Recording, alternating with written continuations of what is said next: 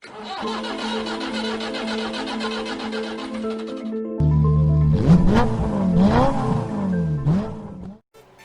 today I'm going to show you how easy it is to remove a pull starter and replace just the internal metal piece so you can still keep the same assembly, which in this case, like the one I have on this rig, I don't want to get rid of.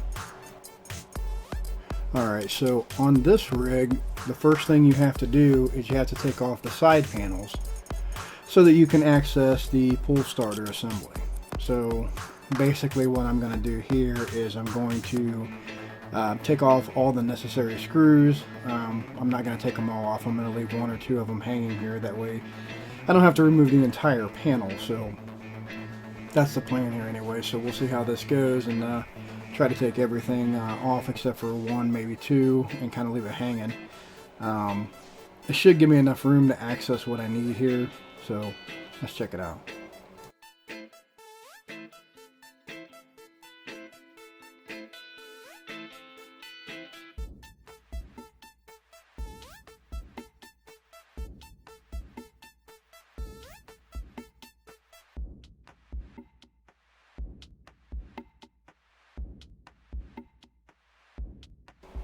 Okay, so as you can see, I got one screw still in there on the big panel and the fender flare panel, or whatever you call that, in the rear.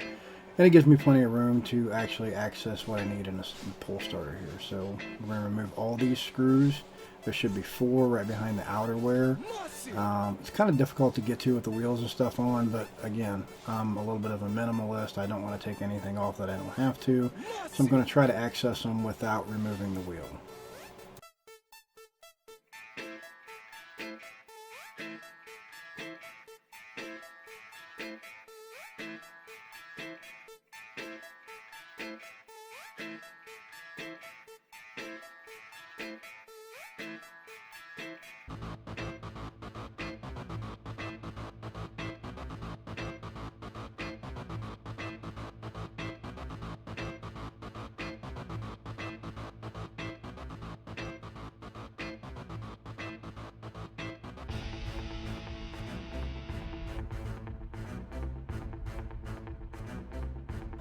So see, I'm having a little bit of trouble getting down here where the wheel is at, but I kind of got it shoved in there decent enough to remove. We'll see how it goes back in later, but it came off pretty good. And over here where the side rail is here, I have to kind of pull that back a little bit. So I'm running right now to actually get an extension so I can reach behind the rail because I don't want to pull it too hard. I don't mind moving it around a little bit. It's plastic, it will flex, which is the whole point. But I still need to be able to get in there somewhat straight, kind of like what I did with the wheel over there. If I can shove it in there just right, I can get it out without removing anything else, which is what the plan is. So bear with me here just a moment. So we're going to give this a shot here. It should give me enough reach to get to it, so let's check it out here. Yep, plenty of room to get in there and access it. For taking it out anyway, we'll have to see what it's like going back together, but that seems to work out pretty good.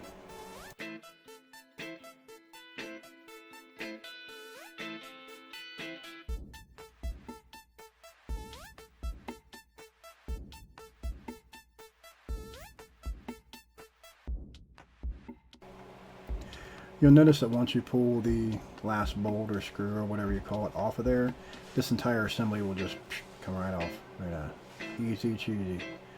So I want to keep the outerwear and stuff on there. Obviously, you know, with the Velcro and stuff being on the housing, I want to kind of leave it there. So that was the whole point of just replacing the metal. So we're going to take the new assembly and just take out the metal insert. I apologize, I don't know what that's called. We're just going to basically swap the two, because you'll look at the one that looks chrome, even though it's plastic, the one with the outerwears on it and stuff, you'll just see that the metal tabs are worn down. So that's all I really need to replace is the metal pieces on there, and we'll save the rest of the parts for if something else happens. And you know, I've got an entire assembly minus the metal piece, and I'm actually going to look for the metal insert to see if I can possibly find another one. That way I can have an entire assembly set aside, ready to rock and roll.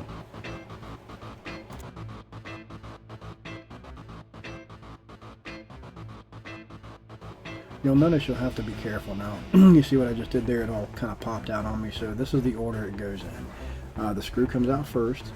Then you have that little square hex washer thing on the top. Then you have the butterfly looking washer that goes over top of that. And then the spring goes underneath that. So that's the order it goes in. If you're putting it in, obviously you would do it backwards. But it's not too difficult to figure out. If you ever get stuck, you can easily look at this, pause it, whatever, and it's fairly simple to figure out. Just remember the butterfly, well, I'm calling it a butterfly looking washer, that will go on where the spring is at. It'll touch the spring. The other one obviously goes on the outside to kind of connect everything back up before the screw or bolt or whatever.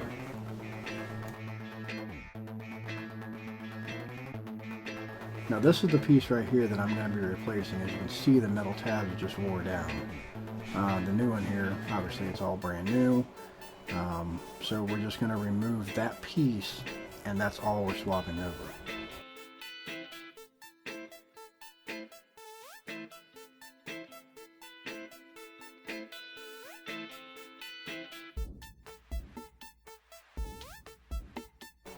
I will have to say, you'll notice that the new pull starter assembly, the bolt inside the center, it's quite, I won't say it's Loctited in there, but it kind of feels like it is. So it's definitely in there pretty well. So keep that in mind. I almost stripped this out trying to remove it.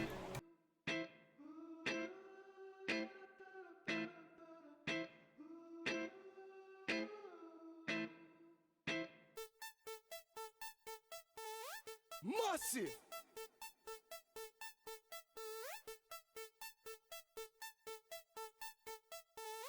Massive.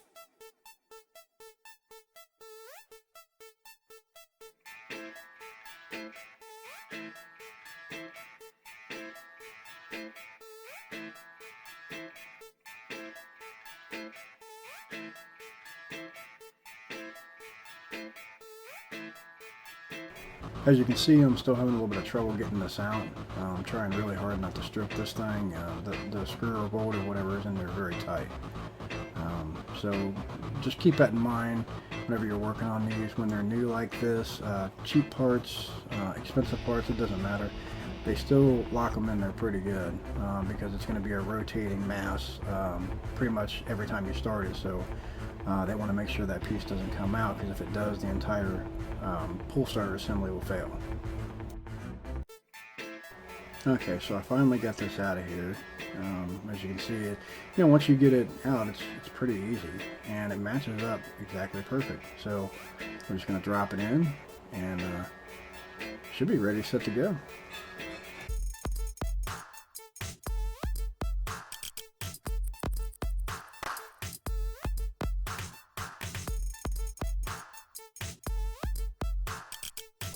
Again, pay attention to the order that I'm putting these on.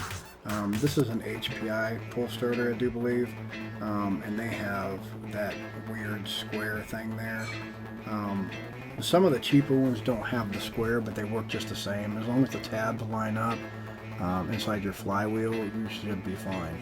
But this one just happens to be an actual HPI one, which is why it's got that weird little square right there.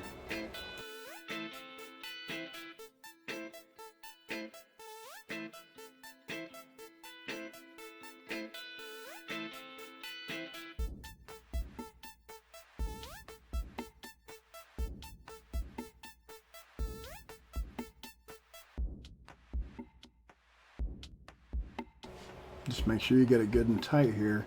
Obviously you don't want to lock it up, but you want it good and tight. Now you see how the string is kind of binding a little bit. It's kind of rough. This is an easy fix. Just basically take some 3-in-1 oil, WD-40, whatever you have lying around, some whatever penetrating oil for y'all, and just shoot a little bit in there, work it together, and it'll break free pretty easy. Massive.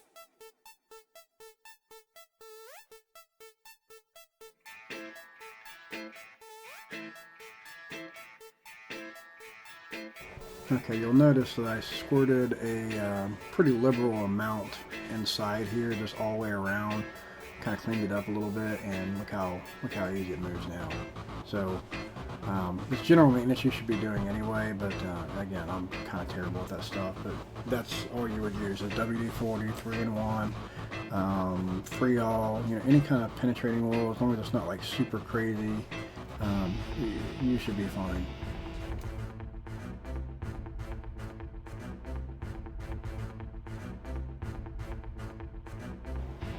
You don't have to do this, but what I like to do is after I get it all freed up, I'll take and I'll wipe off the excess, because as you're running in the dirt, even though this has outerwears on it, it will collect some dirt, and I don't want that to get inside.